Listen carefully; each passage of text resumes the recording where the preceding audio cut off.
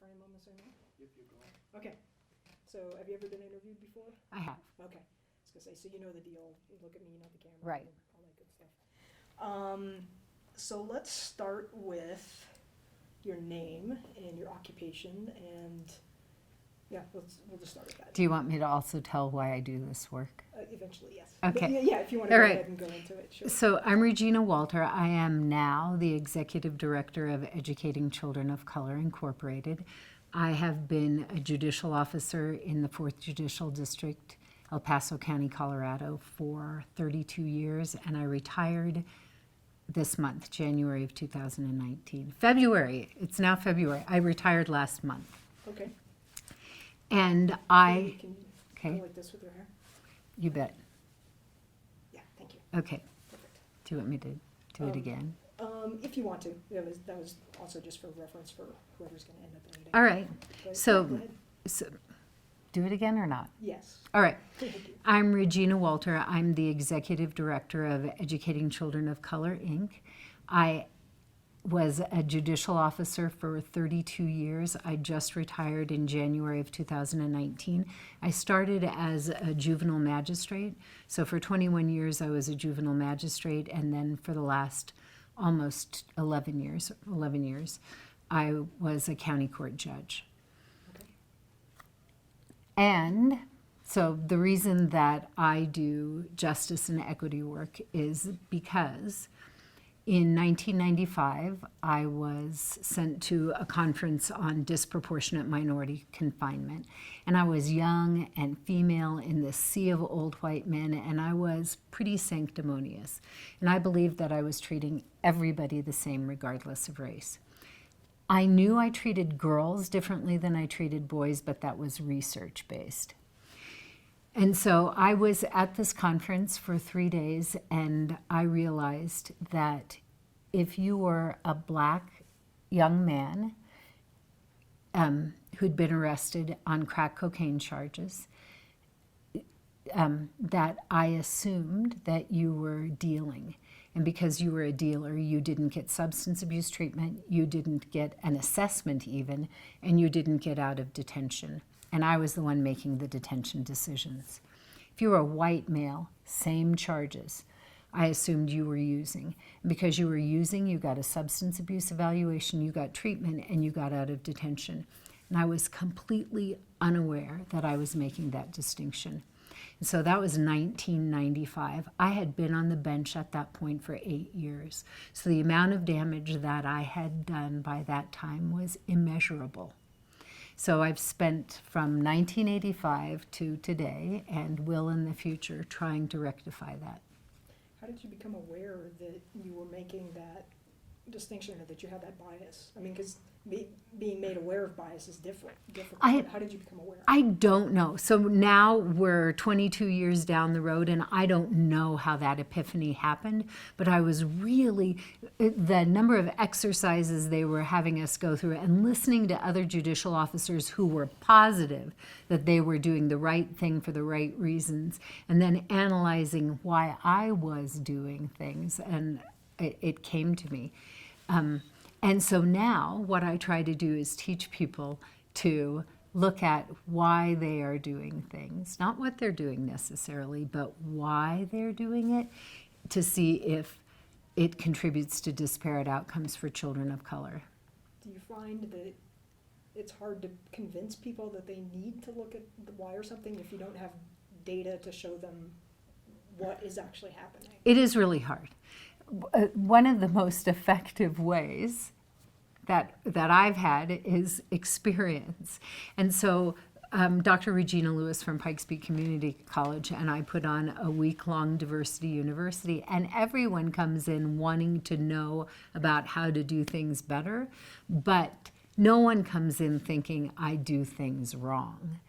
And if you spend 40 hours on experiential implicit bias work, you start to see how your attitudes, how your actions, how your behaviors might be influenced by implicit bias and might be resulting in negative outcomes for others. But it's hard to teach people that they need to do that. And just shoveling statistics on their head, which is mostly what I do, is, it's not mostly what I do, but part of what I do, just telling them the statistics doesn't demonstrate to them or to us how we might be contributing to those statistics. So do you think a lot of times, despite the overwhelming evidence of the statistics, We all think we're doing the right thing. so, right, the problem's out there with the Yeah, stats. it's not me. It's not me. I wasn't the one who made the arrest. I wasn't the one who made the stop. I wasn't the one who made the arrest. I wasn't the one who made the filing decision. I wasn't the one who decided whether this should be this case should be diverted or should go to court. Once it gets in front of me, there's a plea agreement. So I accept or reject a plea agreement. I didn't create that plea agreement. I didn't complete the terms of that plea agreement. And so, particularly as a judicial officer, I might think I just have to deal with what comes on my plate. And things are disproportionate by the time they get to me. I don't affect that. And my sentence doesn't affect disparate outcomes.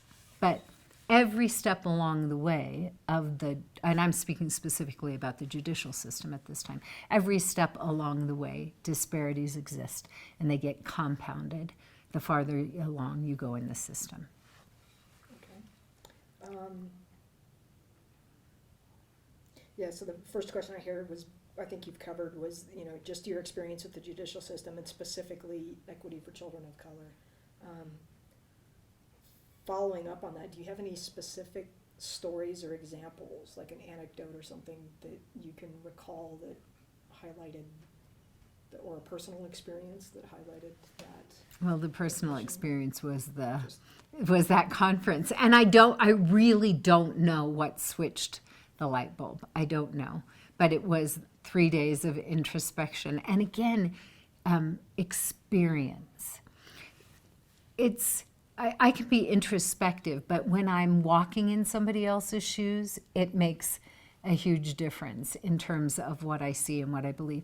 The Pikes Peak United Way provides the poverty simulator, and when you have to make a decision about whether or not, I never have to make a decision about whether or not to pay rent or to get to court on time. I never have to choose between those two things. The poverty simulator gives you the opportunity to experience what it means to be poor and to have to choose. Do I pay rent on time today, or do I get to court on time? If I don't pay rent, I don't have a place to come home to. If I get to court late, they may or may not put me in jail, and I might lose my place then, but this is how I'm going to assess that risk. Similarly, so that's the Pikes Peak United Way experience. I was going to talk about one other, and it's escaped me. So I'll do, okay. Yeah. So what are the courts doing that you're aware of to help or hinder equity in the system?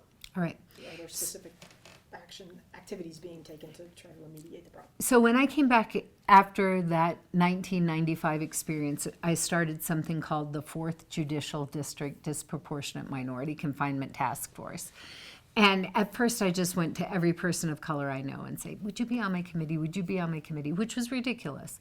So ultimately that committee boiled down to people from the Department of Human Services, people from the police department, people from judicial, people from child placement agencies and CASA. And we looked at issues of disproportionate minority confinement in the juvenile system.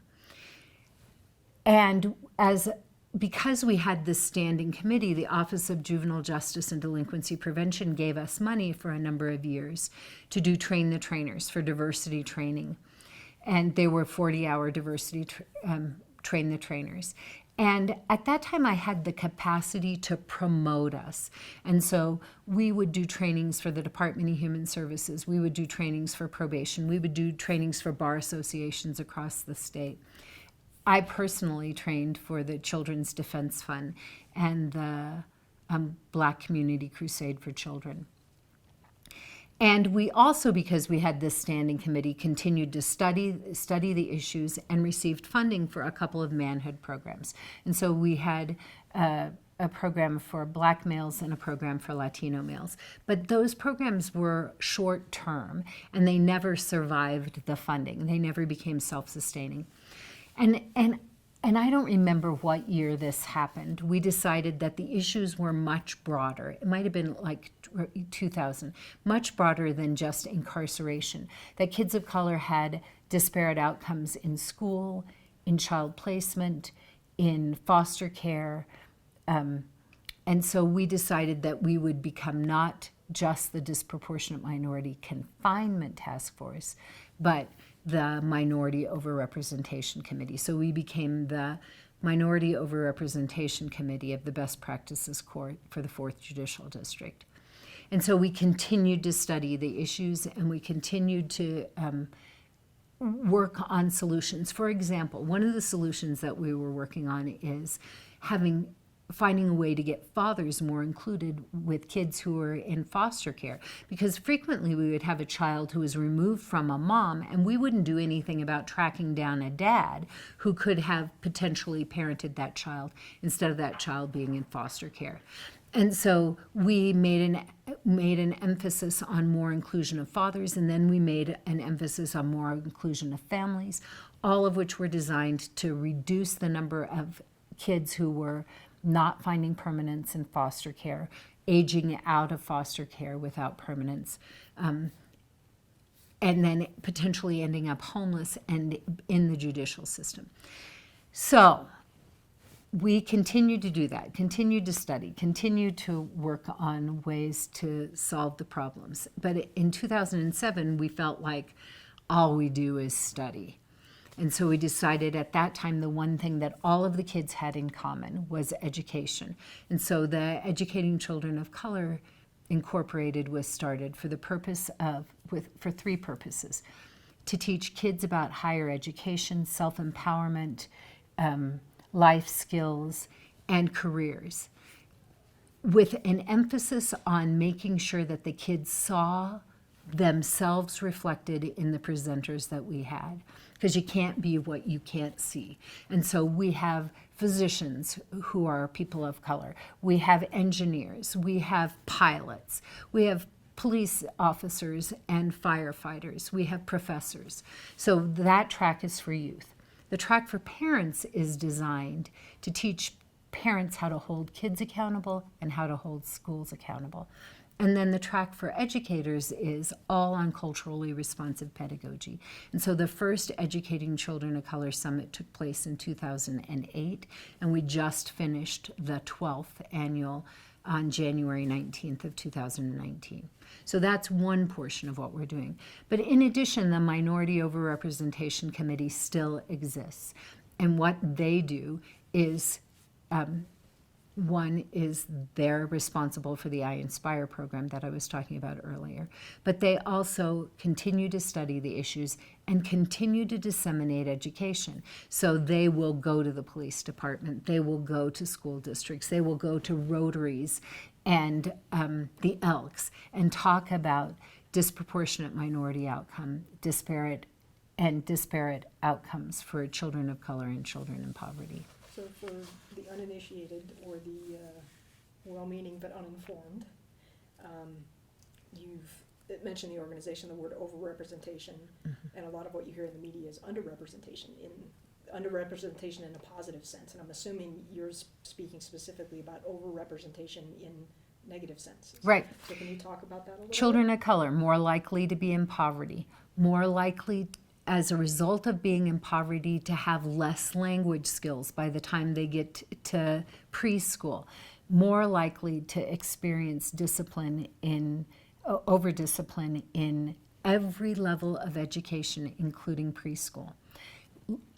Less likely to be on target in terms of reading, more likely to have achievement gaps than their white counterparts or their counterparts who've never experienced poverty. more likely to be involved in the juvenile justice system, more likely to be involved in the criminal justice system, more likely to have a death penalty sentence imposed if they are accused of murder. So all along the way, more likely to be, if Department of Human Services is involved with them, more likely to have placement as a first response instead of some kind of family preservation, more likely to not find permanence in foster care if not returned home, more likely to age out of the system without permanence.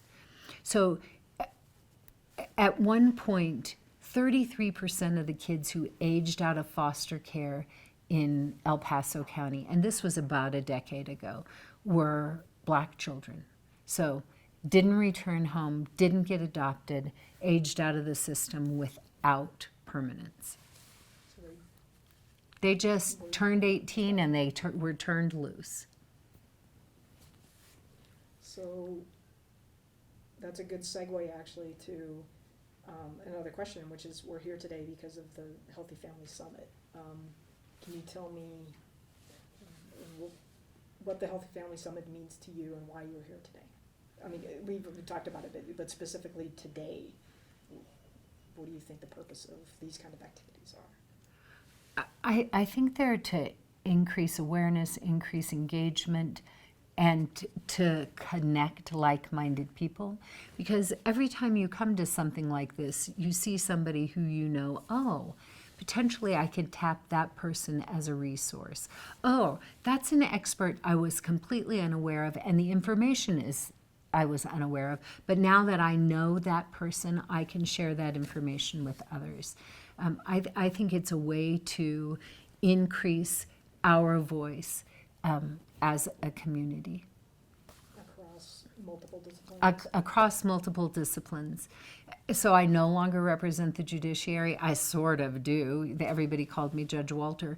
And I think once a judge, always a judge. But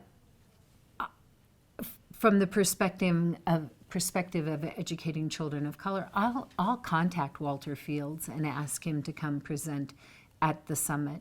It's nice to know Deborah Fortenberry from the Pikes Peak, I screwed that up. Pikes Peak Peace and Justice Commission, to be able to know, they're associated. I know Victoria, I love Victoria, maybe I can tap into the legal part with Deborah. So it's an opportunity to connect and potentially contribute to a healthier community. Combine resources? Mm-hmm. I think I'm out of questions. Can you think of anything? I'm very curious. So is there, I mean, we kind of left you to talk to yourself, but is there anything specifically around this event or something that you haven't said yet that you really want to say? I forgot to say something to everybody at the event. So I'm working on a program called Kids and Cops, and the program is designed to decrease lethality in interactions between police and children. So the police officers learn about adverse childhood experiences, adolescent brain development, and de-escalation techniques, and they get trained to train themselves on those things. Then there are community forums. This exists in Denver. I'm trying to replicate it here. Then there are community forums. During the community forum, the police officers are getting other post-police officer certified training. They're getting other post-training while children are learning their constitutional rights and how to survive an encounter with the police. Then they come together for a mediated lunch, and then in the afternoon they do mediated problem solving. And so it's designed to build relationships. So kids may leave going, all cops are pigs, but not that cop. And cops may leave going, all kids are little jerks, but not that kid. That kid's pretty cool. And through that relationship building, decreasing incidents of excessive use of force, but also teaching kids how to be appropriate citizens when they interact with the police, but to protect their rights and protect their lives. So I'm working on that. And so that's specifically aimed at law enforcement interactions Law with enforcement interactions with kids, yep. students. I've obviously heard a lot too, you know, in schools going all the way back down, that there's a disproportionate harshness of punishment as well. Do you think there's a tie-in between the way schools interact with So- children and law enforcement? Well, certainly we know that kids of color are more likely to experience discipline in school. And I was going to say, and the schools are required to report referrals to law enforcement. Yeah, well, that happens in some school districts and not in other school districts. But part of the model that we're talking about doing right now is starting with the school resource officers to do the adolescent brain development, adverse childhood experiences, and de-escalation techniques with them first, and have them train their peers, but hopefully to change cultures in schools also. You mentioned adolescent brain development. Is that specifically the aspect of trauma-informed care? So the adverse childhood experience is, but really adolescents are a pain in the ass. And, you know, they make terrible decisions. And you did when you were an adolescent. And fortunately, most kids grow out of that behavior. Most kids grow out of it. I think there are statistics that less than 10% of kids nationwide get involved in the criminal justice system. But of that 10%, it's between 6 and 8% that become career criminals. Most kids grow out of it. And they might have grown out of it without any intervention at all, from school resource officers, from teachers, from the juvenile justice system. And I don't have any idea why I started on that tangent. Just trying to inform. Oh, so part of it is just helping people recognize that just stupid behavior is part of growing up and is not necessarily criminal, is not necessarily grounds to suspend somebody from school, is not necessarily grounds to refer somebody to law enforcement. It's part of growing up.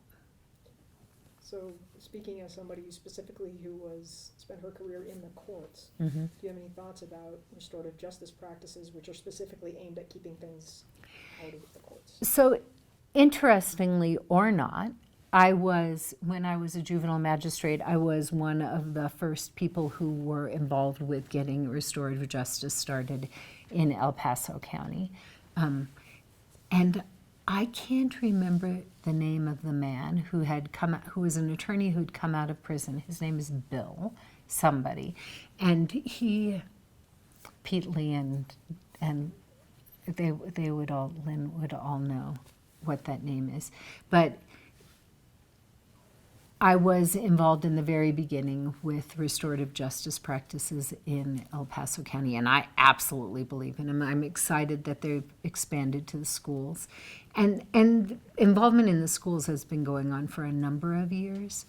I don't know that it's fixed our numbers on disproportionality Yet? Or yet.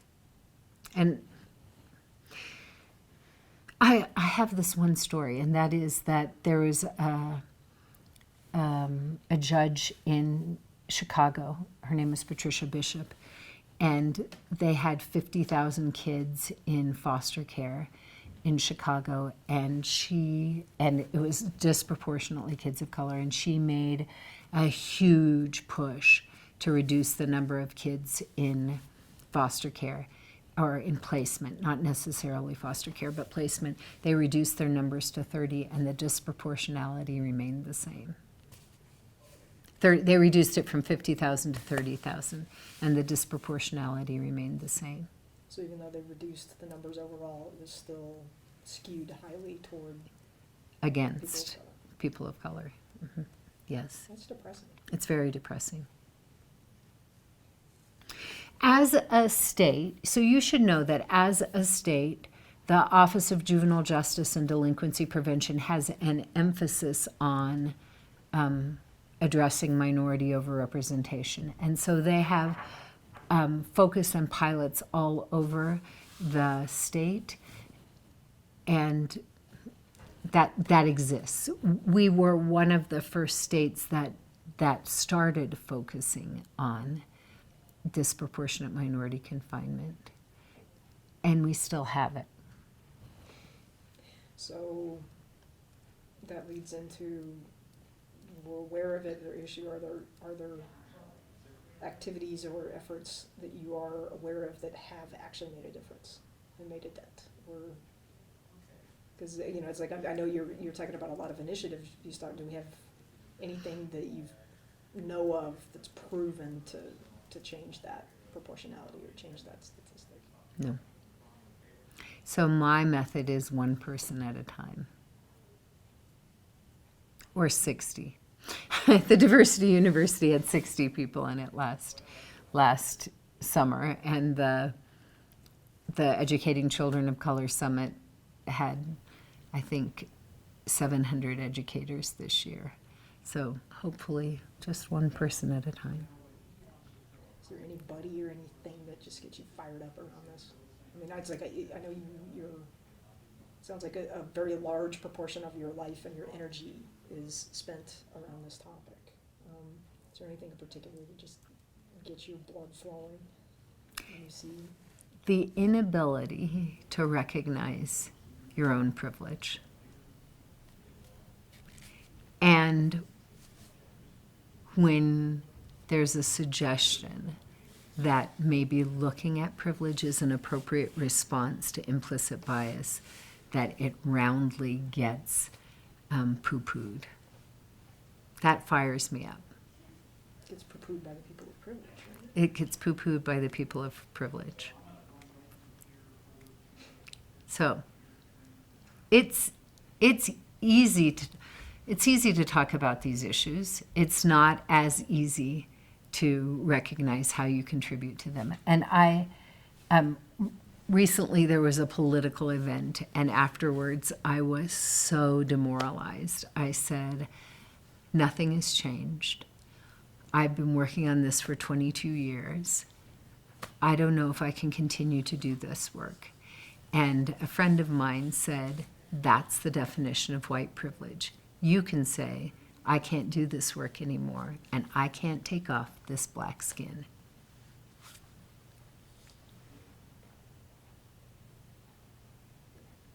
Can you think of a story or an anecdote or something where you, for one person at a time, or change where you went? So, a couple of years ago, I did an Abridged Diversity University for District 11. And I walk into the room the first day, and my sister is in the room. And I'm just thinking, oh, what on earth? And she said, everybody had to introduce themselves. And she said, I'm here because I have refused to listen to my sister for years and never believed that I was privileged. We came from poverty, we came from abuse, we came from alcoholism, and I didn't believe that I experienced any privilege. And I realized that I do. And so I thought it might be worth hearing the other things that Regina has to say. Do you call that a win? I call that a big win. I call that a big win. Yes. Great. Anything else you can think of? Good. All right. Thank you very much. You're welcome.